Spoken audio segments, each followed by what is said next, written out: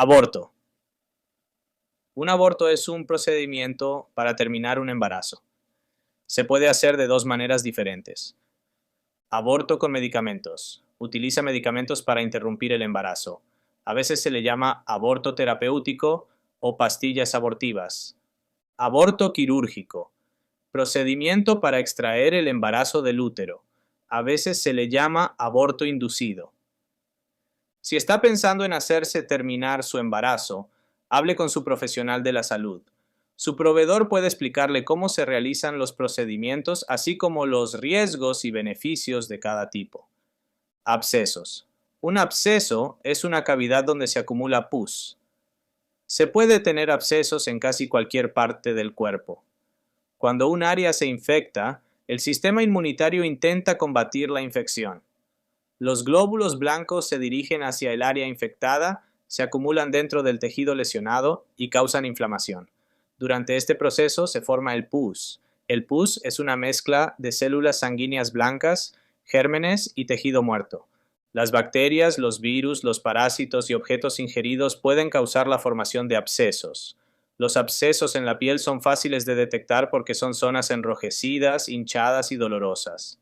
Los que se encuentran dentro del cuerpo pueden quizá no ser obvios y pueden lesionar órganos, incluso el cerebro, los pulmones y otros.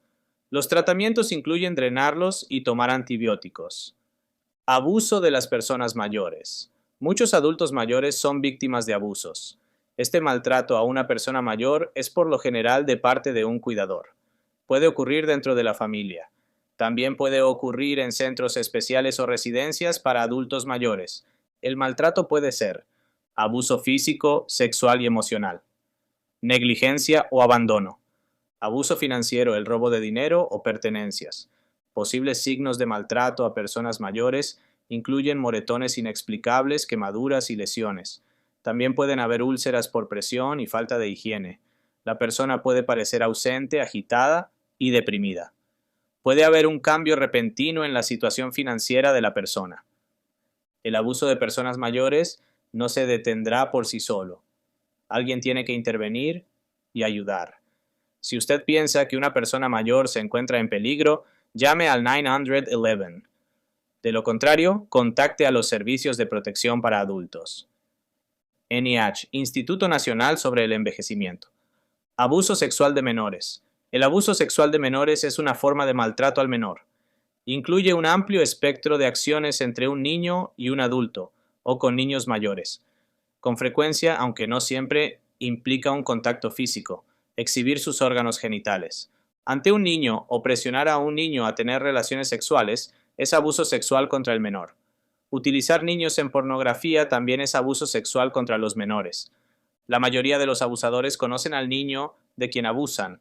Pueden ser amistades de la familia, vecinos o cuidadores de niños. Casi una tercera parte de los abusadores tienen un parentesco con los niños. La mayoría de los abusadores son hombres. Si cree que un niño puede haber sufrido un abuso, es importante que lo denuncie. Accidente cerebrovascular. ¿Qué es un accidente cerebrovascular? Un accidente cerebrovascular o ataque cerebral sucede cuando se detiene el flujo sanguíneo a parte del cerebro. Al no poder recibir el oxígeno y nutrientes que necesitan, las células cerebrales comienzan a morir en minutos. Esto puede causar un daño severo al cerebro, discapacidad permanente e incluso la muerte. Si piensa que usted o alguien está sufriendo un ataque cerebral, llame al 911 de inmediato. El tratamiento oportuno puede salvar una vida y aumentar la posibilidad de una rehabilitación y recuperación exitosa. ¿Cuáles son los tipos de accidentes cerebrovasculares? Hay dos tipos de ataques cerebrales. El accidente cerebrovascular isquémico es causado por un coágulo de sangre que bloquea o tapa un vaso sanguíneo en el cerebro. Es el tipo más común. Un 80% de los ataques cerebrales son isquémicos. El accidente cerebrovascular hemorrágico es causado por un vaso sanguíneo que se rompe y sangra en el cerebro. Otra afección similar a un ataque cerebral es el ataque isquémico transitorio. A veces se le llama mini derrame. Sucede cuando la irrigación sanguínea al cerebro es bloqueada por poco tiempo. Si bien el daño a las células cerebrales no es permanente, lo coloca en mayor riesgo de sufrir un accidente cerebrovascular. ¿Quién está en riesgo de tener un accidente cerebrovascular? Algunos factores aumentan su riesgo de tener un accidente cerebrovascular. Los mayores factores de riesgo incluyen presión arterial alta, el principal factor de riesgo de los accidentes cerebrovasculares, diabetes, enfermedades del corazón. La fibrilación auricular y otras afecciones cardíacas puede provocar coágulos de sangre que conduzcan a un ataque cerebral. Fumar. El tabaquismo daña sus vasos sanguíneos y aumenta su presión arterial. Historia clínica o familiar de accidente cerebrovascular o ataque isquémico transitorio. Edad. Su riesgo aumenta a medida que envejece. Raza y etnicidad. Los afroamericanos tienen un riesgo mayor de ataques cerebrales. Otros factores de riesgo relacionados incluyen uso de alcohol y drogas ilegales. No hacer suficiente ejercicio, colesterol alto. Dieta poco saludable. Tener obesidad. ¿Cuáles son los síntomas de un accidente cerebrovascular? Los síntomas del accidente cerebrovascular ocurren a menudo rápidamente. Estos incluyen entumecimiento o debilidad repentina de la cara, brazo o la pierna, especialmente a un lado del cuerpo. Confusión repentina, dificultad para hablar o para entender el habla, problemas repentinos para ver con uno o ambos ojos. Dificultad repentina para caminar, mareos, pérdida del equilibrio o coordinación. Dolor de cabeza severo y repentino sin causa conocida. Si cree que usted o alguien más está sufriendo un ataque cerebral, llame al 911 de inmediato. ¿Cómo se diagnostican los accidentes cerebrovasculares? Para hacer un diagnóstico, su profesional de la salud puede preguntar por sus síntomas e historia clínica, hacer un examen físico, incluyendo una revisión de su estado de alerta mental, su coordinación y equilibrio, cualquier entumecimiento o debilidad en su cara, brazos y piernas, cualquier problema para hablar y ver en forma clara, pedir algunas pruebas, que pueden incluir imágenes del cerebro, como una tomografía computarizada o una resonancia magnética, pruebas del corazón. Pueden ayudar a detectar problemas cardíacos o coágulos de sangre que pueden haber conducido a un ataque cerebral. Pueden incluir un electrocardiograma y una ecocardiografía. ¿Cuáles son los tratamientos de un accidente cerebrovascular? Los tratamientos para el accidente cerebrovascular incluyen medicamentos, cirugía y rehabilitación. Los tratamientos que reciba dependen del tipo de accidente cerebrovascular y de la etapa del tratamiento. Las diferentes etapas son tratamiento de emergencia. Trata de detener un accidente cerebrovascular mientras está ocurriendo. Rehabilitación después del accidente cerebrovascular. Busca superar las discapacidades causadas por el accidente cerebrovascular. Prevención. Busca prevenir un primer derrame cerebral o, si ya lo ha tenido, prevenir que ocurra otro. Los tratamientos de emergencia para el accidente cerebrovascular isquémico suelen utilizar medicamentos. Puede recibir TPA, activador tisular del plasminógeno, un medicamento para disolver el coágulo de sangre. Solo puede obtener este medicamento dentro de las 4 horas posteriores al inicio de los síntomas. Cuanto antes pueda tomarlo, mayores serán sus posibilidades de recuperación. Ahora, si no puede tomar ese medicamento, puede obtener otro que ayude a evitar que las plaquetas se agrupen para formar coágulos de sangre. O puede recibir un anticoagulante para evitar que los coágulos existentes crezcan. Si tiene enfermedad de la arteria carótida, es posible que también necesite un procedimiento para abrir la arteria carótida bloqueada. Los tratamientos de emergencia para el accidente cerebrovascular hemorrágico se centran en detener el sangrado. El primer paso es encontrar la causa del sangrado en el cerebro. El siguiente paso es controlarlo. Si la presión arterial alta es la causa del sangrado, es posible que le administren medicinas para la presión arterial. Si un aneurisma es la causa, es posible que necesite un clipaje, colocación de grapas, del aneurisma o una embolización con espiral. Estas cirugías sirven para prevenir una mayor filtración de sangre del aneurisma. También puede ayudar a prevenir que el aneurisma vuelva a romperse.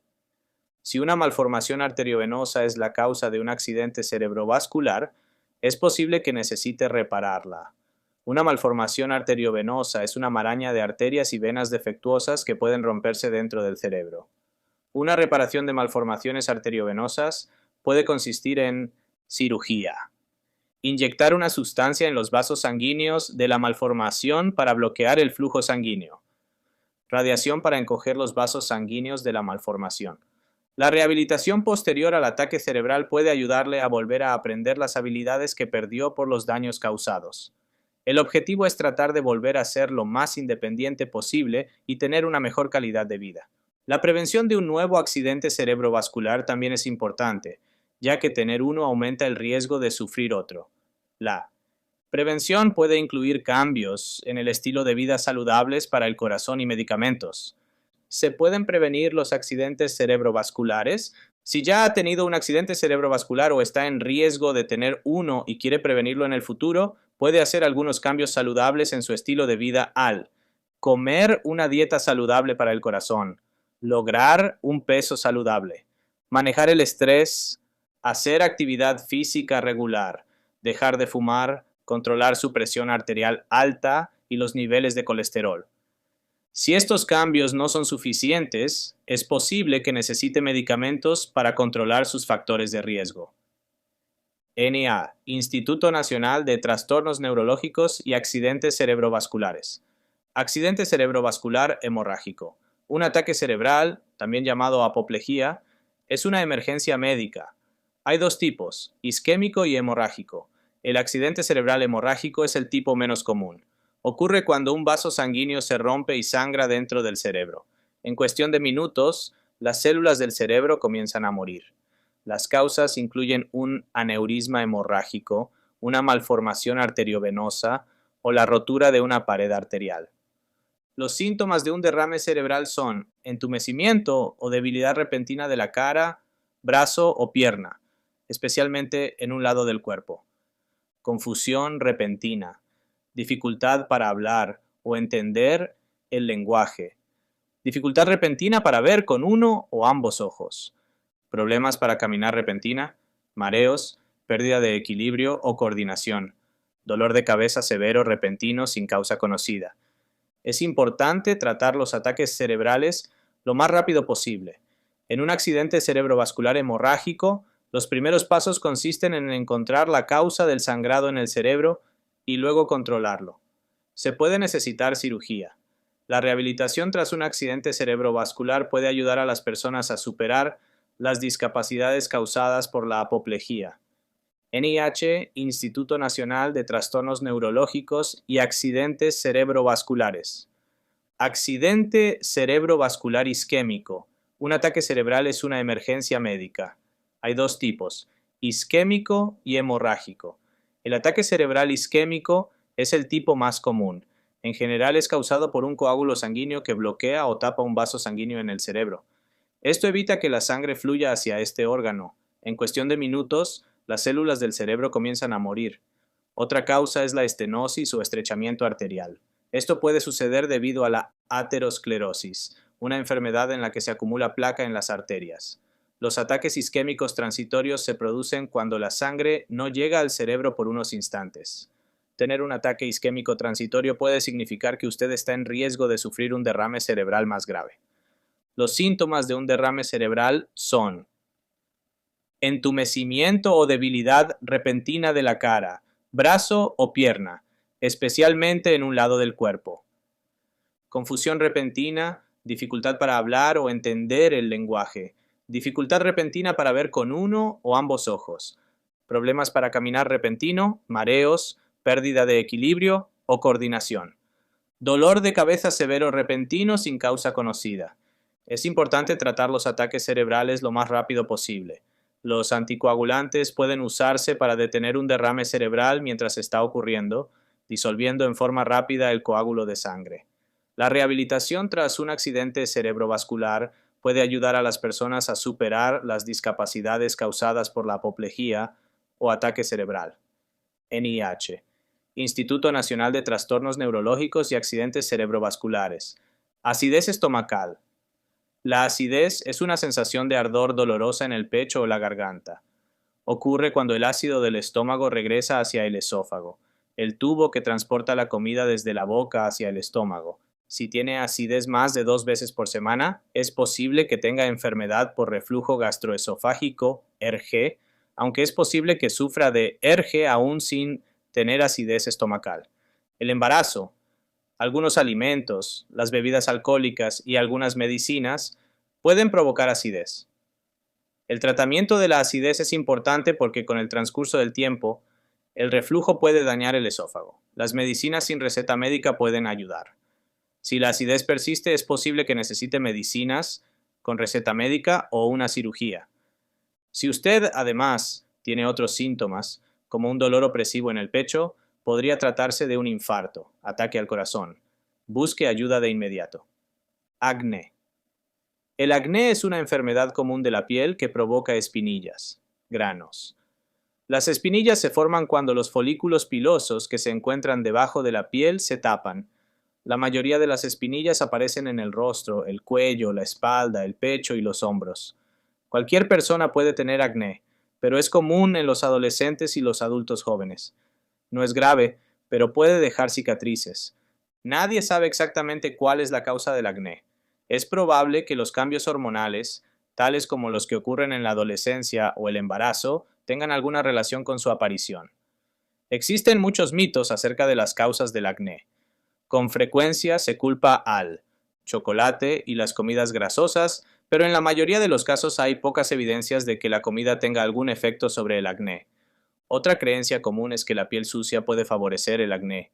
Sin embargo, los puntos negros y las espinillas no son producto de la suciedad. El estrés no produce acné, pero puede empeorarlo.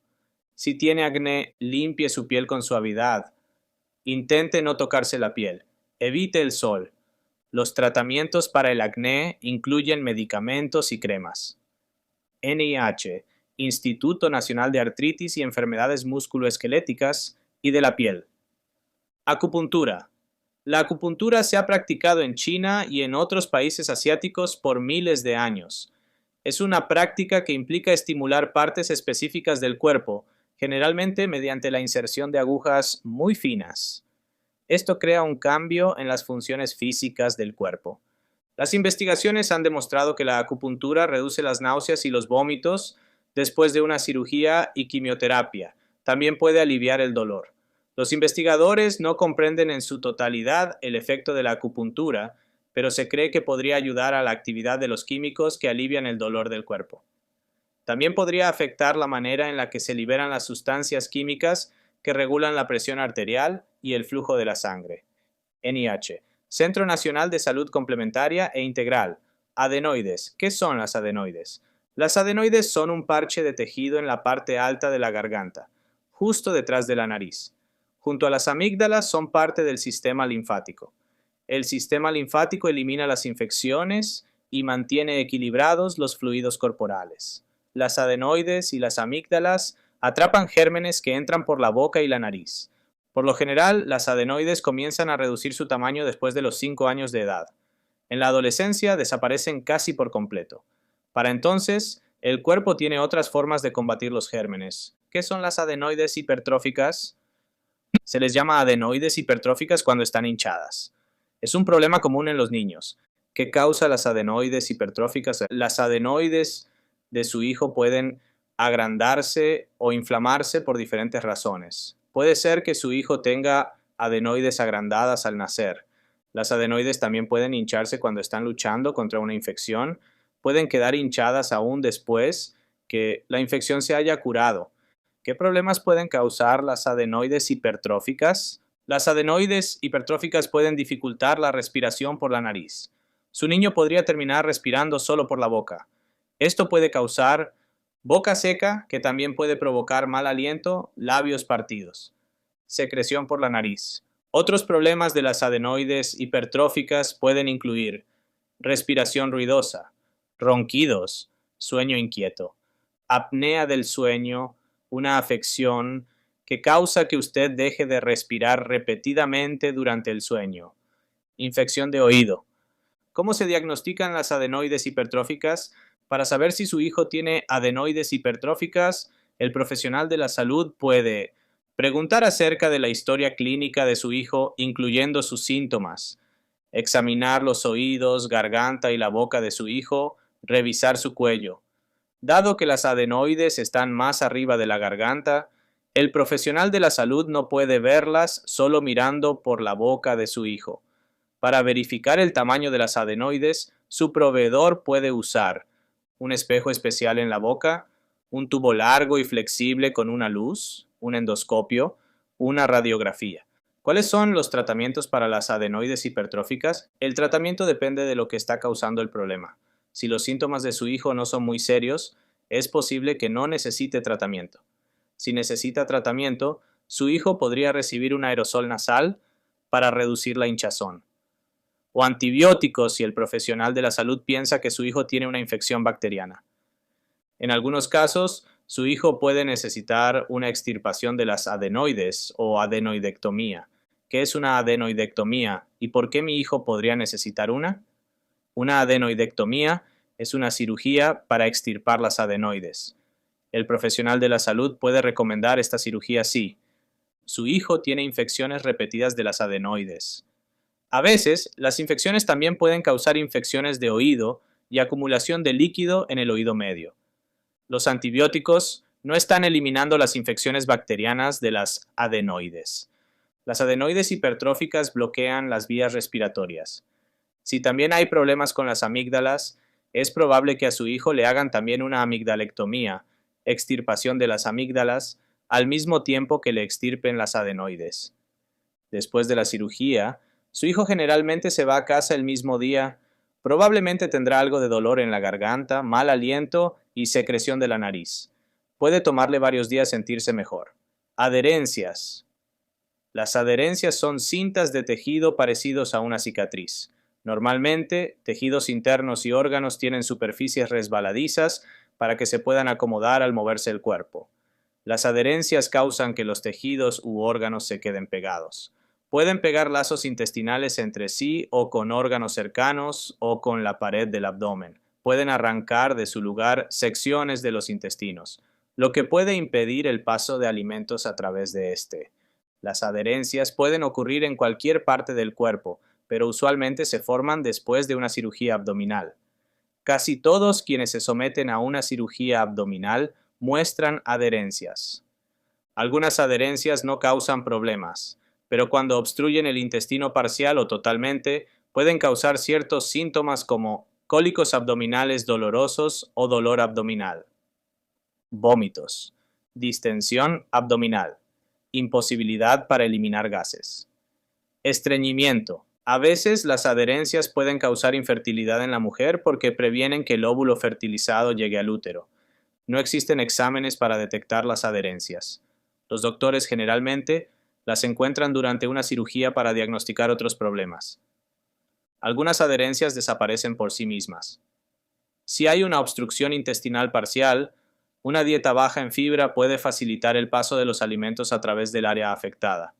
Una obstrucción intestinal completa causa riesgo vital. Usted debe obtener atención médica urgente y puede necesitar de una cirugía. NIH, Instituto Nacional de la Diabetes y las enfermedades digestivas y renales. Adicción a los juegos de azar. Muchas personas disfrutan de los juegos de azar, ya sea apostándole a un caballo o jugando al póker por internet.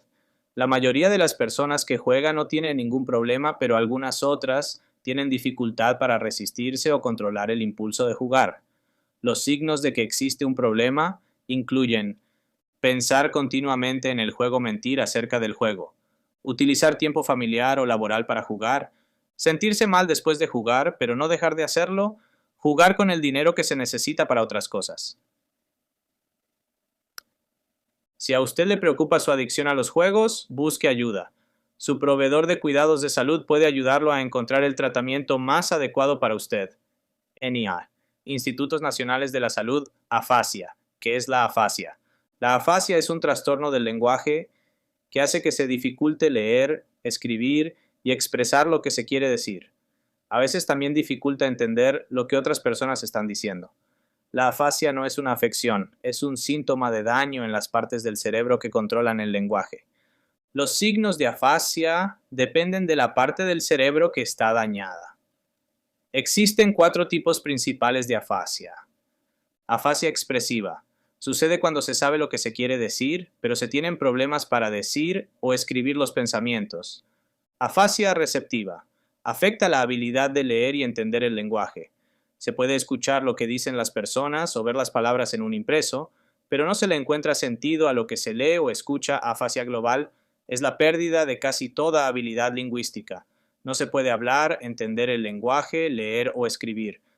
Afasia anómica es cuando una persona tiene problemas para utilizar las palabras correctas para ciertas cosas, personas, lugares o eventos. En algunos casos, la afasia puede mejorar sin tratamiento, pero también puede ser una condición a largo plazo. No hay cura, pero con tratamiento se pueden mejorar las habilidades lingüísticas. ¿Qué causa la afasia? La afasia sucede por daño a una o más partes del cerebro involucradas con el lenguaje. El daño puede suceder por accidente cerebrovascular, el cual es la causa más común de afasia, tumor cerebral, infección o inflamación cerebral, lesión cerebral, otros trastornos cerebrales o enfermedades neurológicas que afectan al cerebro y empeoran con el tiempo, como demencia.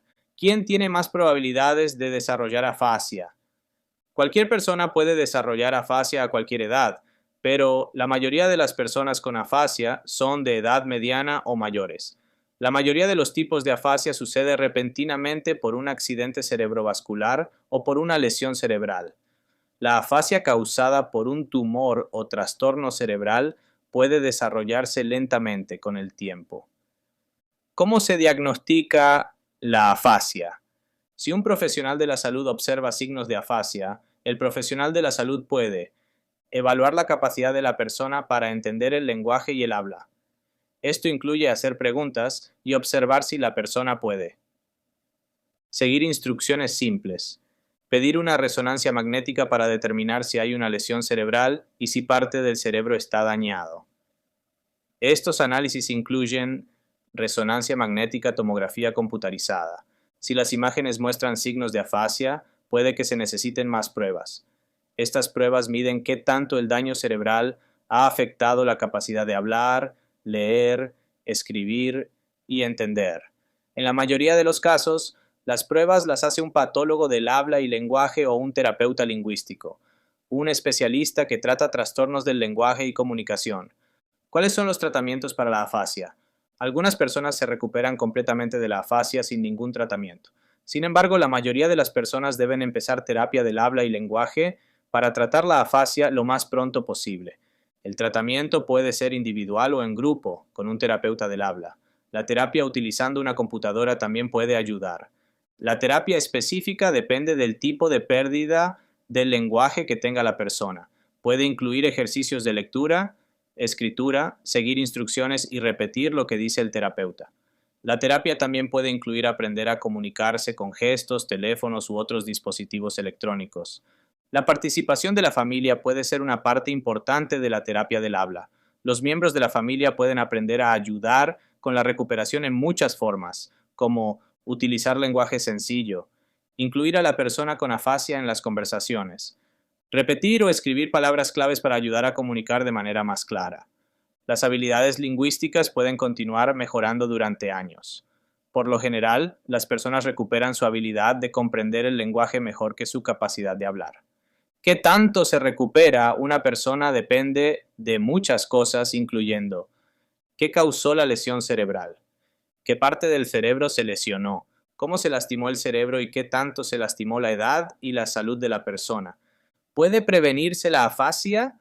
Usted puede ayudar a prevenir la afasia al hacer cambios saludables en su estilo de vida para prevenir su riesgo de tener un accidente cerebrovascular, enfermedad cardíaca, enfermedades vasculares, problemas con los vasos sanguíneos, protegiendo su cerebro de lesiones. Utilice el casco adecuado para seguridad deportiva, por ejemplo, cuando anda en motocicleta, tomando acción para prevenir caídas, utilizando cinturón de seguridad y manejando de forma segura. Instituto Nacional de Desórdenes Neurológicos y Derrame Cerebral.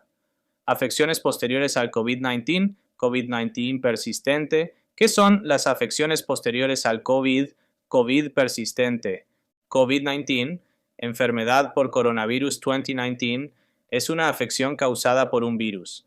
Muchas personas mejoran a los pocos días o semanas de haberse infectado con el virus, pero otras tienen afecciones post-COVID.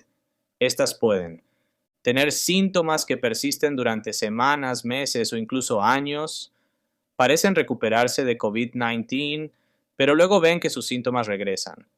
Desarrollan nuevos síntomas o nuevas afecciones de salud a los pocos meses de tener COVID-19. Hay varios otros nombres para las afecciones posteriores al COVID-19. A menudo se les llama COVID persistente, pero también puede llamarse COVID de larga duración, efectos a largo plazo del COVID, COVID crónico, COVID-19 postagudo y secuelas postagudas de SARS-CoV-2, SPAC. ¿Quién tiene más probabilidades de tener afecciones posteriores al COVID? COVID persistente. Cualquier persona que haya tenido COVID-19, ya sea grave o leve, puede tener síntomas duraderos, pero tiene un mayor riesgo de tener afecciones posteriores al COVID si tuvo una enfermedad grave de COVID-19, especialmente si estuvo hospitalizado o necesitó cuidados intensivos. Tuvo afecciones de salud subyacentes antes de contraer COVID-19. No se aplicó una vacuna contra el COVID-19. Tuvo síndrome inflamatorio multisistémico, MIS-C, durante o después de COVID-19. MIS-C es una afección rara pero grave en la que se inflaman diferentes partes del cuerpo. ¿Cuáles son los síntomas de las afecciones posteriores al COVID persistente? Las afecciones posteriores al COVID no afectan a todos de la misma manera. Puede causar varios tipos y combinaciones de síntomas en diferentes personas. Los síntomas pueden afectar diferentes partes del cuerpo, por ejemplo, síntomas generales como fatiga y fiebre, síntomas respiratorios como dificultad para respirar y tos, síntomas cardíacos como dolor torácico y palpitaciones, síntomas neurológicos como dificultad para pensar y concentrarse, niebla cerebral, dolores de cabeza y problemas para dormir, síntomas digestivos como diarrea y dolor de estómago. Algunas personas pueden tener una amplia variedad de síntomas que son similares a los de otras afecciones, como síndrome de fatiga crónica. Para la mayoría de las personas, los síntomas mejoran lentamente con el tiempo, pero para otras los síntomas pueden durar semanas, meses o más. En ocasiones, los síntomas son lo suficientemente graves como para causar una discapacidad. ¿Cómo se diagnostican las afecciones posteriores al COVID? ¿COVID persistente? No existe una prueba específica para las afecciones posteriores al COVID. Para saber si tiene afecciones posteriores al COVID, su profesional de la salud puede preguntar sobre su historia clínica. Esto incluye saber si ha tenido un diagnóstico de COVID-19, ya sea en base a una prueba positiva, síntomas o exposición. Hacer un examen físico, ordenar pruebas de sangre y de imágenes. Algunos de los síntomas de las afecciones posteriores al COVID pueden ser difíciles de explicar. Los resultados de las pruebas de sangre y de imágenes pueden ser normales, y en ocasiones, las personas que tienen síntomas inexplicables pueden ser malinterpretadas por sus proveedores de salud. Por ello, es posible que tome algún tiempo obtener un diagnóstico. ¿Cuáles son los tratamientos para las afecciones posteriores al COVID persistente? Todavía no existe un tratamiento específico para las afecciones posteriores al COVID-19. Su profesional de la salud y usted pueden trabajar juntos para crear un plan de atención personal para controlar sus síntomas y mejorar su calidad de vida. ¿Se pueden prevenir las afecciones posteriores al COVID persistente? La mejor manera de prevenir las afecciones posteriores al COVID es evitar contraer COVID-19, mantenerse al día con las vacunas contra el COVID-19, incluyendo refuerzos, puede ayudar a prevenir la infección por coronavirus y proteger contra enfermedades graves. Aftas bucales. Las aftas son pequeñas llagas redondas que aparecen en la boca. Pueden aparecer dentro de la mejilla, debajo de la lengua o detrás de la garganta. Por lo general tienen un borde rojo y un centro gris. Pueden ser muy dolorosas. No son igual al herpes labial, que son causadas por el herpes simple. Las aftas no son contagiosas. Pueden salir por una infección viral. También pueden desencadenarse por estrés, alergias a los alimentos, falta de vitaminas y minerales, cambios hormonales o periodos menstruales. A veces la causa es desconocida. En la mayoría de los casos las llagas desaparecen solas. Algunos ungüentos, cremas o enjuagues pueden aliviar el dolor. Si tiene aftas, evite la comida picante y condimentada, eso también puede ayudar. Agrandamiento de la próstata. ¿Qué es la próstata? La próstata es una glándula del sistema reproductor masculino. Se encuentra justo debajo de la vejiga. Produce líquido que forma parte del semen. ¿Qué es el agrandamiento de la próstata? Una próstata agrandada ocurre cuando la próstata se vuelve más grande de lo normal. También se conoce como hiperplasia prostática benigna, HPV. Benigno significa que no es cáncer y la hiperplasia significa demasiado crecimiento celular. La HPV no es cáncer y no aumenta el riesgo de padecer cáncer de próstata. Por lo general, la glándula prostática continúa creciendo durante la vida adulta. Por esto, la HPV es la afección prostática más común en personas mayores de 50 años. A medida que la próstata crece, puede presionar la vejiga y comprimir la uretra. Esto puede hacer más lento o bloquear el flujo de orina que sale de la vejiga. Con el tiempo, el músculo de la vejiga puede debilitarse al tratar de orinar a través de una uretra estrecha. Cuando esto sucede, es posible que su vejiga no se vacíe por completo al orinar. Una uretra estrecha y una vejiga débil causan muchos de los problemas urinarios por HPV. ¿Qué causa el agrandamiento de la próstata? Los investigadores no están seguros de por qué la próstata sigue creciendo. Algunos investigadores creen que los cambios hormonales con el envejecimiento pueden hacer que la próstata sea grande. ¿Quién tiene más probabilidades de desarrollar agrandamiento de la próstata? ¿Es más probable que desarrolle HPV? Sí. ¿Tiene 40 años o más? La probabilidad de tener HPV aumenta a medida que envejece. ¿Tiene familiares que han tenido HPV? ¿Tiene ciertas afecciones de salud como obesidad, enfermedad cardíaca y problemas circulatorios, diabetes tipo 2, disfunción eréctil, no hace suficiente ejercicio? ¿Cuáles son los síntomas del agrandamiento de la próstata? Los síntomas de la hiperplasia prostática benigna incluyen tener una necesidad frecuente o urgente de orinar, despertarse muchas veces para orinar, tener problemas con el flujo de orina, como problemas para empezar a orinar, flujo de orina débil, lento o que se detiene y comienza goteo después de orinar, incontinencia urinaria, sentir que no puede vaciar completamente la vejiga, dolor después de la eyaculación o al orinar orina con un color u olor inusual. Es importante consultar con su profesional de la salud si tiene alguno de estos síntomas, ya que podrían deberse a un problema de salud más grave. Debe obtener ayuda médica de inmediato si no puede orinar en absoluto. Tiene fiebre y escalofríos con micción que es dolorosa, frecuente y urgente. Tiene sangre en la orina. Tiene dolor en la parte inferior del abdomen y en el tracto urinario. ¿Qué otros problemas puede causar el agrandamiento de la próstata? Para la mayoría de las personas, la hiperplasia prostática benigna no causa otros problemas, pero la HPV aumenta la probabilidad de desarrollar afecciones graves, incluyendo retención urinaria aguda. En esta afección, de repente, no se puede orinar en lo absoluto. Es una emergencia médica. La retención urinaria aguda es común en hombres mayores y la posibilidad de tenerla aumenta con la edad. Puede ser desencadenado por tomar ciertos medicamentos de venta libre para el resfriado o la alergia. Beber alcohol, temperaturas frías. No moverse lo suficiente durante un largo periodo de tiempo. Infecciones de las vías urinarias. Daño y cálculos en la vejiga. Daño en el riñón. ¿Cómo se diagnostica el agrandamiento de la próstata? Para saber si tiene hiperplasia prostática benigna, su profesional de la salud puede preguntar sobre su historia clínica. Asegúrese de informarle a su proveedor sobre todos los medicamentos que toma, ya que ciertas medicinas pueden empeorar los síntomas de la HPV. Preguntar sobre su historia de salud familiar. Examinarle. El examen puede incluir un examen rectal digital de su próstata. En este examen, su profesional de la salud inserta un dedo enguantado en su recto para verificar si su próstata es grande, sensible o irregular de alguna otra manera. Solicitar pruebas médicas si es necesario, como análisis de orina, una prueba de antígeno prostático específico, PSA.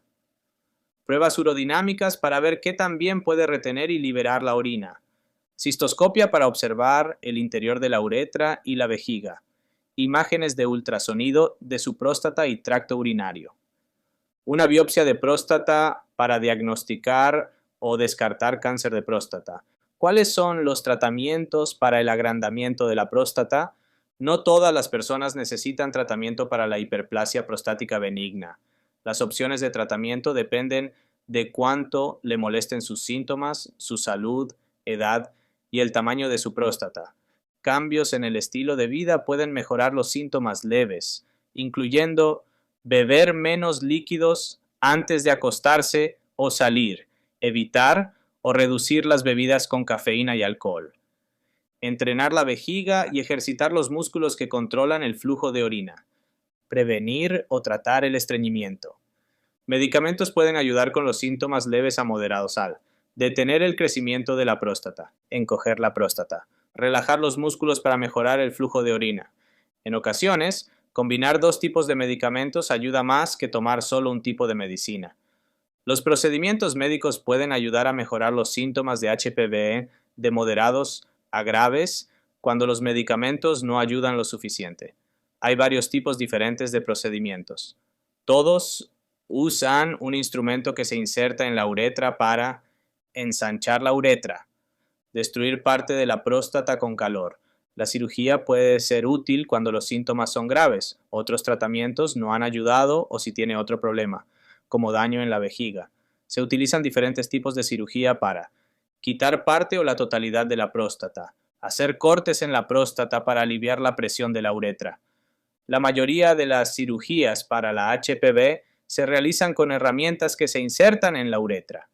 Su profesional de la salud puede explicar los posibles beneficios y efectos secundarios de sus opciones de tratamiento para que pueda decidir cuál es el mejor para usted. ¿Se puede prevenir el agrandamiento de la próstata? Los investigadores no han encontrado formas de prevenir la hiperplasia prostática benigna. Puede cuidar la salud de su próstata al hablar con su profesional de la salud sobre su riesgo de desarrollar agrandamiento de la próstata, hacerse chequeos regulares, prestar atención a sus síntomas para que pueda recibir tratamiento temprano si observa signos de HPV, NIH, Instituto Nacional de la Diabetes y las enfermedades digestivas y renales. Agresión sexual. ¿Qué es una agresión sexual? La agresión sexual es cualquier tipo de actividad, contacto o experiencia sexual que ocurre sin consentimiento. Esto significa que la actividad sexual ocurre aunque no esté de acuerdo con ella. La agresión sexual puede ocurrir con fuerza física o amenazas de fuerza. Coerción sexual. Ser presionado, engañado, amenazado o forzado de una manera no física. Alcohol o drogas, incluyendo drogas para violación en citas. La agresión sexual también se conoce como violencia sexual o abuso sexual. Afecta a millones de personas cada año. Cualquiera puede ser víctima de una agresión sexual. Muchas víctimas experimentan por primera vez abuso sexual durante la infancia.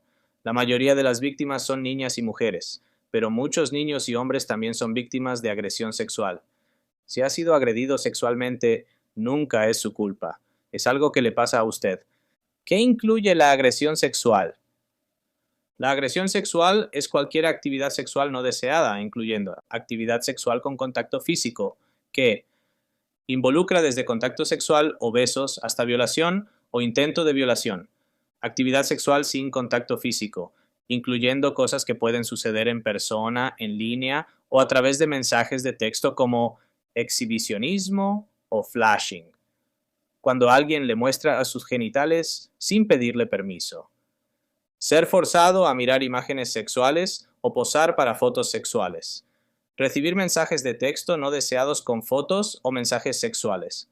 Voyerismo, cuando alguien mira actos sexuales privados sin permiso. Recibir amenazas sexuales o ser acosado sexualmente. Comentarios sexuales no deseados. Solicitudes de favores sexuales u otro comportamiento sexual continuo. Cualquier actividad sexual que ocurra sin su consentimiento es agresión sexual. ¿Qué significa consentimiento? Dar su consentimiento significa decir sí, clara y libremente a la actividad sexual. Su consentimiento significa que usted sabe y entiende lo que está pasando, Puede decir lo que quiere hacer y lo que no quiere hacer. No es menor de edad.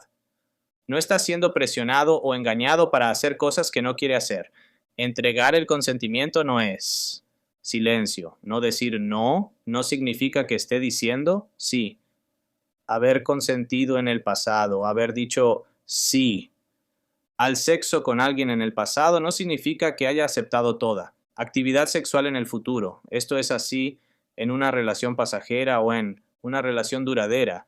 Ser pasivo y no luchar contra un atacante no puede dar su consentimiento si está drogado, borracho, desmayado o dormido. Es mentalmente incapaz de dar su consentimiento debido a una enfermedad o discapacidad. Es menor de edad. Los estados tienen diferentes leyes sobre la edad que debe tener para entregar su consentimiento legal para la actividad sexual. Es coaccionado sexualmente. Esto significa que alguien está presionándole para que participes en actividades sexuales. Aceptar sexo bajo presión no es entregar consentimiento. La presión puede incluir abusar del poder sobre usted, por ejemplo, un jefe que amenaza su trabajo, hacer amenazas de dañar a las personas que le importan, hacer falsas promesas para recompensarlo por sexo, amenazar con terminar una relación o difundir rumores sobre usted, agotarle al pedirle sexo constantemente o hacerle sentir culpable u obligado. ¿Quién comete agresión sexual? Tanto hombres como mujeres cometen agresiones sexuales. Una persona que comete agresión sexual puede ser un extraño, pero más a menudo es alguien que conoce, como un amigo o conocido, alguien con quien trabaja, un vecino, un miembro de la familia, una pareja romántica actual o anterior, incluyendo un cónyuge. ¿Cuáles son los posibles efectos en la salud de la agresión sexual? La agresión sexual puede tener muchos efectos en la salud. Muchos de ellos pueden afectar su salud y bienestar de por vida.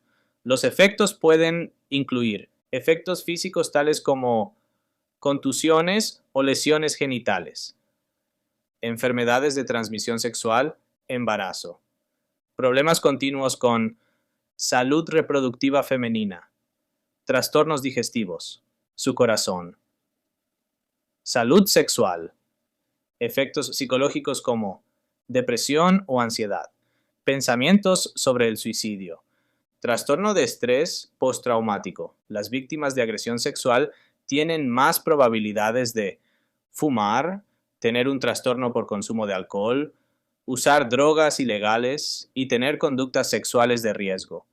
Las niñas que experimentan violencia sexual tienen más probabilidades de convertirse en víctimas de violencia en la pareja en la edad adulta. ¿Qué puedo hacer si soy víctima de agresión sexual? Si está en peligro o necesita atención médica, llame al 911. Si puede, aléjese de la persona que le agredió y vaya a un lugar seguro lo más rápido que pueda.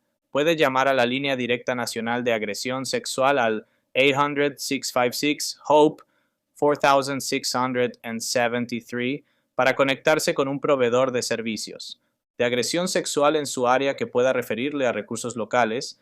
No todos los proveedores de servicios para víctimas de asalto sexual ofrecen recursos en español. Obtener apoyo después de una agresión sexual puede ayudarle a sobrellevar mejor la situación y reducir los efectos a largo plazo. Los servicios para víctimas, como los centros de crisis por violación, pueden entregar un lugar seguro y sano donde encontrar apoyo. Los estudios muestran que los tratamientos como la terapia cognitivo-conductual centrada en el trauma, TFCBT por sus siglas en inglés, puede ayudar a las víctimas a sobrellevar la depresión, la ansiedad y el trastorno de estrés postraumático. ¿Se puede prevenir la agresión sexual? La agresión sexual nunca es culpa de la víctima. Nadie que haya sido agredido debe ser culpado por algo que hizo o dejó de hacer. Puede tomar algunas medidas para tratar de estar más seguro con los demás.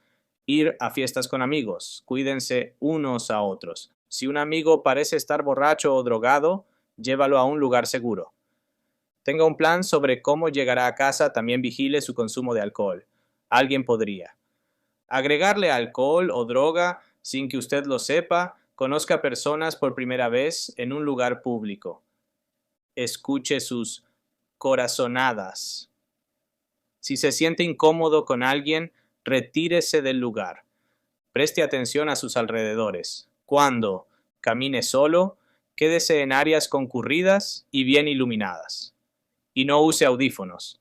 Escuche lo que sucede a su alrededor. Centros para el Control y la Prevención de Enfermedades. Agua potable. Todos necesitamos agua para vivir.